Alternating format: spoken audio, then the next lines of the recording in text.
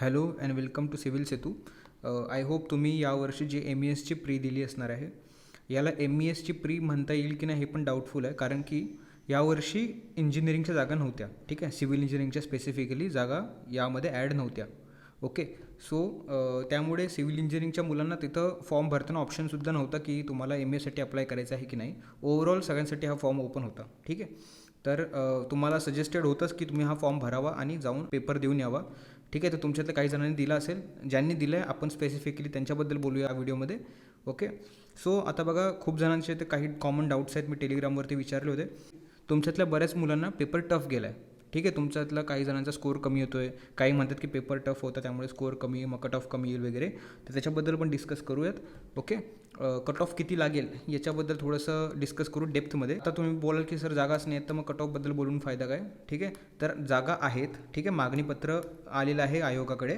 त्या सध्या तरी 20 जागांसाठी सिव्हिल इंजिनिअरिंगच्या. ओके, इन फ्युचर ह्या वाढतील, किती वाढतील ते पण बघूयात आणि त्याचे चान्सेस आहेत की नाही हे पण बघूयात. ठीक आहे, या व्हिडिओमध्ये पुढे जेव्हा मी बोलेन की एवढ्या जागा ॲड होऊ शकतात, तेव्हा मी त्या चान्सेसबद्दल बोलतो, त्या पॉसिबिलिटीबद्दल बोलतो. ठीक आहे, मी कोणता क्लेम करत नाही आहे की एवढ्या जागा ॲड होणारच आहेत म्हणून.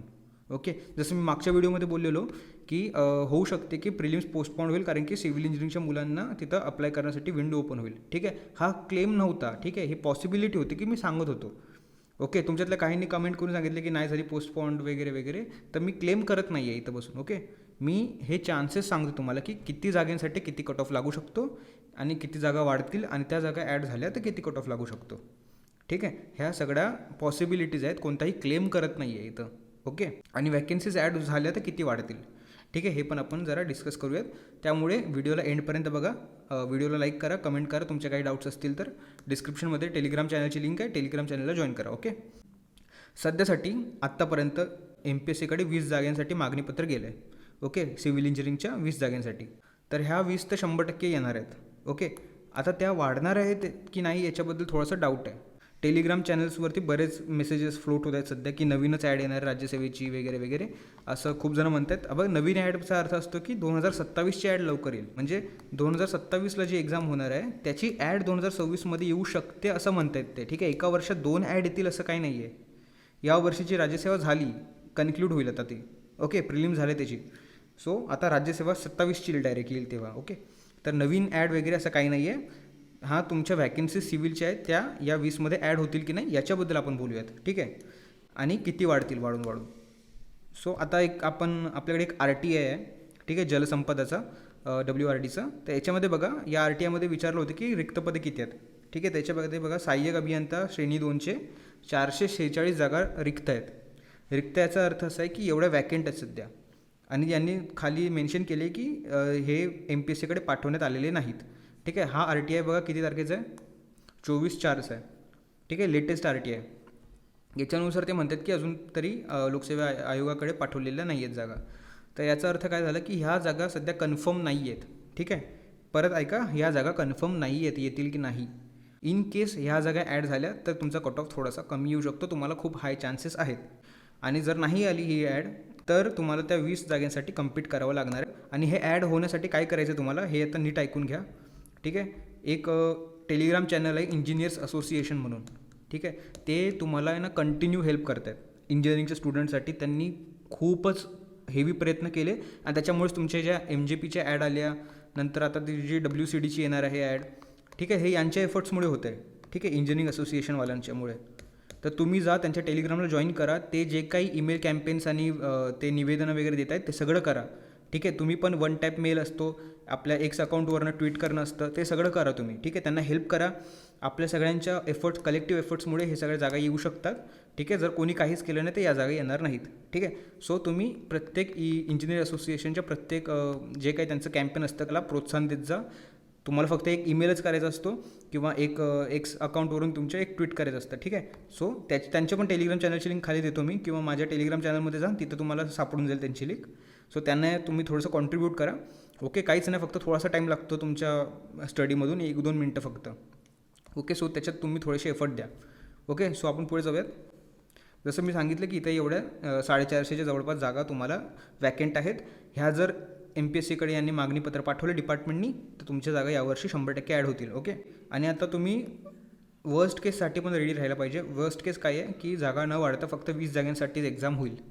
ठीक आहे, आपण याच्याबद्दलसुद्धा बोलूयात. ओके, आता कट ऑफबद्दल जरा नीट बोलून घेऊया. ठीक आहे, तुमच्यामध्ये खूप मुलांना कन्फ्युजन असतं की कट ऑफचं काय सीन आहे, म्हणजे कसा लागतो कट ऑफ वगैरे, आणि काही काही जणांना अजिबात माहिती नाही की कट ऑफ कसा लागतो. ठीक आहे, हे बाकीचे जे क्लासेसवाले आहेत ते रँडमली एक नंबर सांगतात. तुम्हाला पण कळायला पाहिजे की कट ऑफ कसा लागतो. ठीक आहे, तर बघा तुमचा कट ऑफ जो आहे ना तो 3 व्हेरिएबलवरती चेंज होत राहतो. पहिलं काय आहे की नंबर ऑफ वॅकन्सीज किती आहेत, दुसरा आहे की नंबर ऑफ स्टुडंट किती अपियर झालेत, आणि क्वेश्चन पेपरची टफनेस लेवल. एका जागेसाठी ते लोक 13 जणं प्रिलिम्स क्वालिफाय करून घेतात. ठीक आहे, म्हणजे काय, समजा जागा जर तुमच्या 100 असतील, 100 वॅकन्सीज निघाल्या, तर 100 × 13 1300 मुलं तुमचे मेन्समध्ये अपियर होतील. ठीक आहे, किंवा 1300 मुलं तुमचे प्रिलिम क्लिअर होतील. दोघांचा अर्थ एकच. ठीक आहे, तो 1:13 या प्रपोर्शननी मुलं प्रिलिम्स पास होतात. ठीक आहे, आणि मेन्समधून इंटरव्ह्यूला जाणारे मुलं असतात 1:3, म्हणजे 100 जागांसाठी 300 जणं मेन्स क्लिअर करतील. ठीक आहे, सो हा एक असतो रेशो MPSCचा ठरलेला आहे. हा 13चा 14 पण होतो कधी कधी, कधी कधी 12 पण होतो. ओके, डिपेंडिंग अपॉन पर्टिक्युलर स्कोरवरती किती जण आहेत. ठीक आहे, हे एवढं कॉम्प्लिकेटेड मी सांगत नाही, पण हे रफली तुम्ही पकडून चला. ओके, आता बघा कट ऑफ डिसाईड कसा होतो. आपण अज्युम करा की तुमच्या वॅकन्सीज आहेत 100 साठी किती 1300 मुलं प्रिलिम्स क्लिअर करणार आहेत. ओके, आता आपण अज्युम करू की याच्यात रिझर्वेशन काहीच नाही आहे. ठीक आहे, कारण की रिझर्वेशननी कट ऑफ डिसाईड करताना थोडंसं कॉम्प्लिकेशन्स येतात. ठीक आहे, तर आपण विदाऊट रिझर्वेशन ओपन कॅन्डिडेटसाठी बघूयात की समजा 1300 मुलं जर क्लिअर करणार असतील प्रिलिम्स आणि 100 सीट आहेत, तर काय होतं, तुमचं MPSC काय करते, तुमचे जे स्कोअर आहे ना ते एक्सेल शीटमध्ये अशी हाय स्कोअर टू लो स्कोअर लावते. सगळ्या मुलांची नावं इथं आणि इथं स्कोअर. ठीक आहे, अशी एक्सेल शीट तयार करते. वरपासून ज्या कॅन्डिडेटला हायेस्ट मार्क्स आहेत तिथून खाली 1300 कॅन्डिडेट काउंट करतात. ठीक आहे, आणि जिथं 1300वा कॅन्डिडेट तुम्हाला भेटला त्याचा जो स्कोअर असेल तो स्कोअर म्हणजे कट ऑफ. ठीक आहे, कळालं तुम्हाला, जो 1300वा स्टुडंट असणार आहे या केसमध्ये त्याचा जो स्कोअर असेल तो कट ऑफ असेल. ठीक आहे, त्यामुळे MPSC नाही डिसाईड करत की कट ऑफ काय असेल. ठीक आहे, हे MPSCचं काम नाही आहे. MPSC फक्त स्टुडंट काउंट करते आणि शेवटच्या स्टुडंटचा जो स्कोअर असेल त्याला ॲज अ कट ऑफ म्हणून डिसाईड करते. Okay, so cut off decide कोण करतं, MPSC करते का, नाही, हे स्टुडंट्स असतात, कॅन्डिडेट्स असतात, त्यांचा स्कोअर डिसाईड करतो कट ऑफ किती असणार आहे. ओके, सो ही गोष्ट एक लक्षात ठेवा, MPSC स्वतः मॉड्युलेट नाही करत कट ऑफला, वर खाली नाही आणत. ओके, MPSC डिसाईड नाही करते, मुलं डिसाईड करतात कट ऑफ किती असणार आहे. ओके, सो आता तुम्हाला कट ऑफबद्दल थोडीशी आयडिया आली असणार आहे, आणि तुमचं आता हे कळलं ना की नंबर ऑफ वॅकन्सीज जास्त मॅटर करतं, आणि मुलं किती अपेअर झाले, आणि टफनेस लेवल काय होतं. नो डाऊट या वर्षीचा जो राज्यसेवेचा पेपर होता त्याची टफनेस लेवल थोडीशी हाय होती. ठीक आहे, बरेच जे राज्यसेवेची प्रिपेरेशन करतात, ज्यांना 100 110 मार्क असतात, ते यावर्षी 95पर्यंत येऊन थांबलेत. ओके, सो टफनेस लेवल होती का, तो 100%. MESवाल्या मुलांसाठी तर हा टफनेस लेवल खूप होती. ओके, नंबर ऑफ स्टुडंट होते का, तर हे बघा, आता हा अंदाज लावणं कठीण आहे की जेवढे मुलांनी अपेअर केले त्यातले सिव्हिल इंजिनिअरिंगचे मुलं किती होते. ठीक आहे, हा अंदाज नाही बांधता येत सध्या, याची इन्फॉर्मेशन आपल्याकडे नाही आहे. आणि नंबर ऑफ वॅकन्सीज खूप कमी, सध्यासाठी तरी 20 म्हणून पकडून चला तुम्ही. वर्स्ट केसमध्ये आपल्या वॅकन्सीज फक्त 20 आहेत. ठीक आहे, तर आता कट ऑफ काय असेल तुमचं. आता बघा आपल्याकडे 2 सिनारिओ आहेत. करंट सिनारिओ ज्याच्यामध्ये फक्त 20 वॅकन्सीज आहेत. ठीक आहे, तर याचा बघा, तुम्ही जो 1:13 बघितलं तर याचं होतं जवळपास 260 मुलं. ठीक आहे, तर 260चे रफली तुम्ही पकडा 300 मुलं जरी पकडले तुम्ही, तरी 300 मुलं प्रिलिम्स क्लिअर करतील. तर या केसमध्ये ना तुमचा कट ऑफ एवढा जाईल, 110 ±5. होऊ शकतो की याच्यापेक्षा वरती पण जाईल. ठीक आहे, कारण की हे मुलं कोण असतील, जे फुल टाईम राज्यसेवा करत आहेत पण त्यांचं ग्रॅज्युएशन सिव्हिलमधून झालं आहे. हे जे मुलं आहेत ना ते हा कट ऑफ क्लिअर करतील. कोर MES प्रिपेअर करणारे मुलं यावर्षी एक्झाम देऊ शकत नाहीत. ठीक आहे, कोर MES करणाऱ्या मुलांना यावर्षीचे प्रिलिम्स आणि त्याच्यामध्ये सुद्धा 115 किंवा 110 मार्क पाडणं नेक्स्ट टू इम्पॉसिबल आहे. ठीक आहे, सो यावर्षी जर ह्या 20 वॅकन्सी राहिल्या तर तुम्हाला एक सांगतो, एक कट ऑफ भयानक वरती जाईल, आणि जी मेन्स आहे ना, मेन्सचा कट ऑफ भयानक खाली जाईल. ओके, कारण की हे जे मुलं असतील मेन्स देणारे ते असतील राज्यसेवा करणारे मुलं. आणि आता समजा आपण बेस्ट केस सिनारिओमध्ये बघू की समजा वॅकन्सीज ॲड झाल्या. ठीक आहे, अज्युम करू की 300 वॅकन्सीज तुमच्या ॲड झाल्या त्या ठिकाणी, तर 300 1:13 होतात तुमचे 3900. ठीक आहे, याला रफली पकडा तुम्ही 4000. सो एवढे मुलं तुमची मेन्स लिहिणार. तो या सिनारिओमध्ये बघा तुमचा कट ऑफ 65 ±3 पर्यंत जाऊ शकतो. ठीक आहे, मी हा ओव्हर एस्टिमेट करून सांगतो, याच्या खालीसुद्धा जाऊ शकतो जर 300 वॅकन्सीज आल्या तर. ठीक आहे, 65च्या पण खाली जाऊ शकतो, मायनसच पकडा, -3 पकडून चाला तुम्ही. सो हे झालं कट ऑफबद्दल. जर तुमच्या वॅकन्सीज वाढल्या नाहीत तर तुमचा कट ऑफ बघा हा असेल 20 वॅकन्सीज असल्या तर, ठीक आहे. आणि जर ह्याच फ्युचरमध्ये वाढल्या तर तुम्हाला मेन्ससाठी खूप चांगलं प्रिपेअर करायचं आहे. जर तुमचा स्कोअर या रेंजमध्ये असेल तर यावर्षी तुम्ही मेन्स लिहू शकता, ओके, जर वॅकन्सीज ॲड झाल्या तर. ओके, सो आता एक तुम्हाला रफली सांगतो, जर तुमचा स्कोअर इन केस 60च्या अबव आहे तर तुम्ही मेन्स प्रिपेअर करायला हवे. आणि जर तुमचा स्कोअर अगदीच 45-40च्या पण खाली जातो आहे तर तुम्ही काय करू शकता, आता ज्या MPSCच्या डायरेक्ट रिक्रुटमेंट येणार आहे WCDच्या, ठीक आहे, काही हजार जागा आहेत त्याच्यामध्ये, तर स्वतःला त्याच्यासाठी प्रिपेअर करा. ओके, ते पण MCQ बेस्ड असणार आहे. अजून त्याच्याबद्दल जास्त क्लॅरिफिकेशन MPSCकडून भेटलं नाही आहे. ओके, पण तुम्ही त्याच्यासाठी हळूहळू प्रिपेअर करा, ठीक आहे. त्याची ॲड जेव्हा येईल तेव्हा आपण याच यूट्यूब चॅनलवरती अपडेट देऊ, त्यामुळे सबस्क्राईब करून ठेवा, ठीक आहे. सो आता हा तुमच्यासाठी एक हे आहे, फिल्टर आहे. जर तुम्हाला 60+ भेटत आहेत तर तुम्ही अज्युम करा की जागा वाढतील आणि मेन्ससाठी स्वतःला प्रिपेअर करायला सुरू करा, ठीक आहे. टाईम वाया घालवू नका. आपली मेन्स कधी आहे? नोव्हेंबर 15, ठीक आहे. या तारखेला आपली मेन्स होणार आहे. ओके, तर आय गेस तुम्हाला याच्यातून सगळ्या क्लॅरिफिकेशन भेटलं असणार आहे, ठीक आहे. अजून एक इम्पॉर्टंट, जसं मी आधी सांगितलं, इंजिनिअरिंग असोसिएशनला तुम्ही थोडंसं सपोर्ट करा. त्यांच्या ज्या ॲक्टिव्हिटीज आहेत त्यांना तुम्ही कॉन्ट्रीब्यूट करा, ठीक आहे. त्यांच्या टेलिग्राम चॅनलला जा, त्यांचं जे मेल कॅम्पेन आहे, ट्विटर कॅम्पेन आहे, त्याच्याबद्दल तुम्ही थोडंसं इन्फॉर्मेटिव्ह राहा. स्वतः एक ट्विट करा, मेल करा त्यांच्या साईडनी, ओके. आणि त्यांच्या टेलिग्राम चॅनल जॉईन करा, तिथे तुम्हाला सगळ्या अपडेट्स भेटतील, ओके. सो हे त्यांच्या टेलिग्राम चॅनलची लिंक मी माझ्या टेलिग्राम चॅनलमध्ये एक मेसेज पिन करून ठेवेन, त्याच्यामध्ये जाऊन तुम्ही जॉईन करू शकता. एक कॅम्पेन जे रन करतात त्याच्यामध्ये तुम्ही थोडंसं कॉन्ट्रीब्यूट करा. जर झालं तर जागा यावर्षी 400+ येऊ शकतात, ओके. आता मी तुमचे काही डाऊट्स मागितले होते टेलिग्राम चॅनलवरती, ते जरा सॉर्ट करूयात, ओके. सो हे बघा, जागा वाढ होतील का आणि मेनसाठी तयारी कंप्लीट किती दिवसात करता येईल. तर हे बघा, जागा वाढ होतील का याचं स्पेसिफिक आन्सर नाही आहे, ठीक आहे. याचा आन्सर आहे हो, होऊ शकतात, जे की 20 ऑलरेडी आलेले आहेत. आणि इन केस जर तुमच्या एफर्ट्सनी जर आल्या जागा अजून, तर त्या 400+ जागा ज्या आहेत त्या ॲड होऊ शकतात, ठीक आहे. वर्स्ट केस आणि बेस्ट केस, ठीक आहे. तर असं आहे. आणि किती दिवसात कंप्लीट करता येईल प्रिपरेशन, हे बघा, 15 नोव्हेंबरपर्यंत तुम्ही पासिंग पुरता अभ्यास करू शकता, ठीक आहे. जो कट ऑफ जातो तुमचा 170 किंवा 180 पकडा, तर 200 मार्काचं प्रिपरेशन तर तुम्ही करू शकता, ओके, अनडाऊटेडली.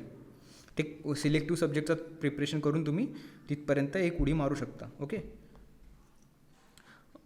प्रिलिम्समध्ये 60 मार्क पडलेत, ओपन मेल प्लीज टेल. हे बघा, हे जर 400 ते 300 तुम्ही म्हणताय ना, एवढ्या वॅकन्सीज जर वाढल्या तर 60वरती आरामात होऊन जाईल तुमचं, ओके. 60पर्यंत तुमचं होऊ शकतं. जर तुमचे एकदम राऊंड फिगर 60 किंवा 61, 62 असं काहीतरी असतील तर हाय चान्सेस की एवढ्या वॅकन्सीजवर तुमचं सिलेक्शन होऊन जाईल, ओके. 2023ला जसं आलेला कट ऑफ त्यानुसार. करंट अफेअर कशा वाचायचे आणि हे आपण आता काय करूयात माहिती आहे का, ज्या MPSCच्या डायरेक्ट रिक्रुटमेंट येईल WCDच्या, त्याच्यामध्ये जो GSचा पार्ट असेल त्याच्यामध्ये आपण या डाऊटला कवर करू की करंट अफेअर कसे वाचायचे किंवा प्रिलिम्स, त्याच्याबद्दल आपण प्रिलिम्स किंवा त्या एक्झाममध्ये बोलूयात, ओके. 25ची मेन्स दिली म्हणत आहेत आणि पेपरसुद्धा हार्ड गेला होता. त्यानंतर 15 डेजमध्ये प्री दिली आणि रिवाईज नाही झालं तुमच्याकडनं तर प्री हार्ड गेली. आन्सर कीनुसार 60च्या पण खाली मार्क्स येत आहेत. तर काय करावं पुढे. सो आता हे बघा, तुम्ही जी मेन्स दिली तुम्ही म्हणताय टफ गेली, ओके.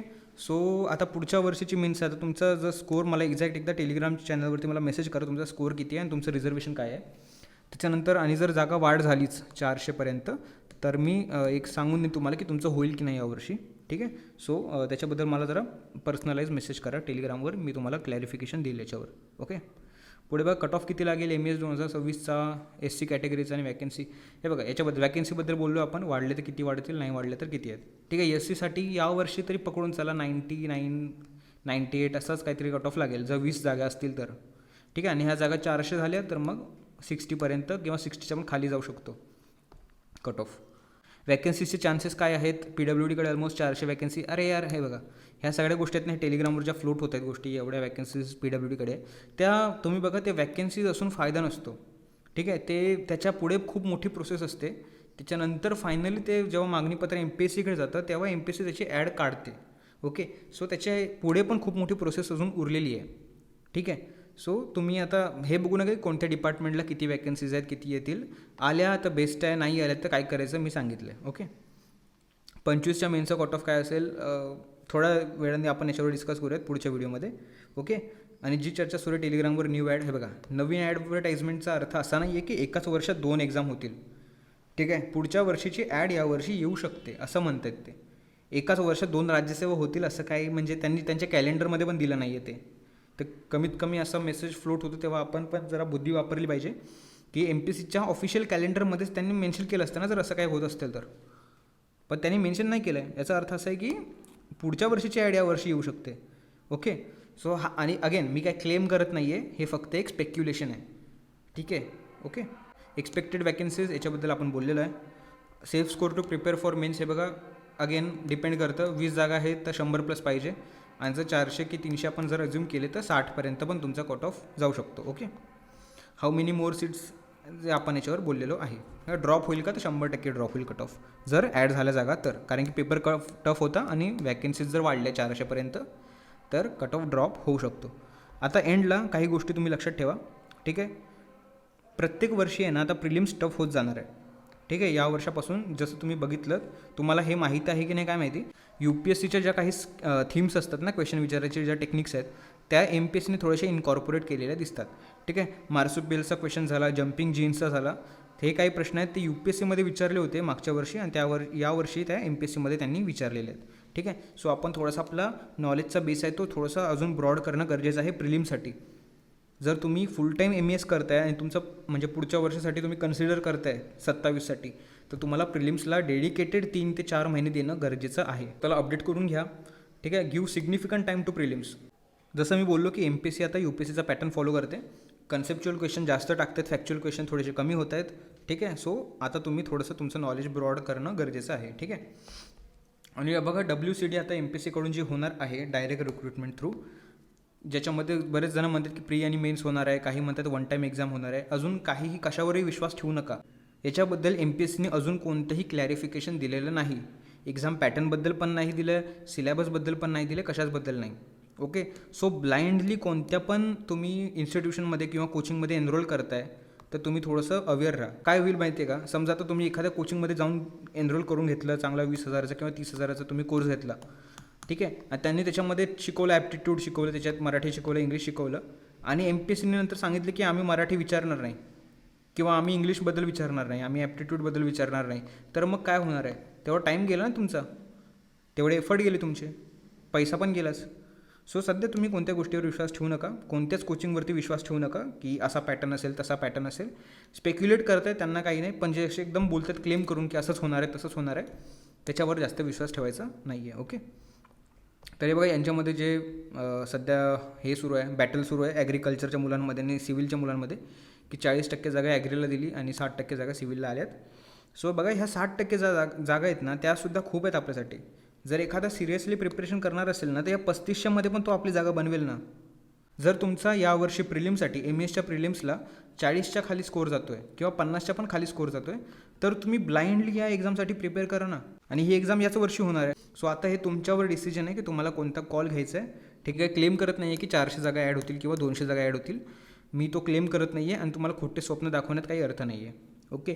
एक गोष्ट आहे तुमच्यासमोर, ती ही आहे, जर तुमचा स्कोर कमी येत असेल WCDला प्रिपरेशन करायला सुरुवात करा.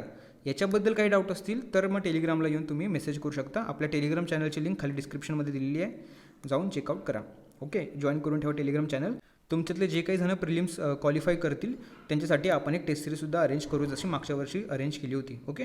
सो त्याच्यासाठी मग तुम्ही अप टू डेट राहा आपल्या चॅनलमध्ये. सो भेटू आपण पुढच्या व्हिडिओमध्ये. तोपर्यंत बाय. अभ्यास करत राहा.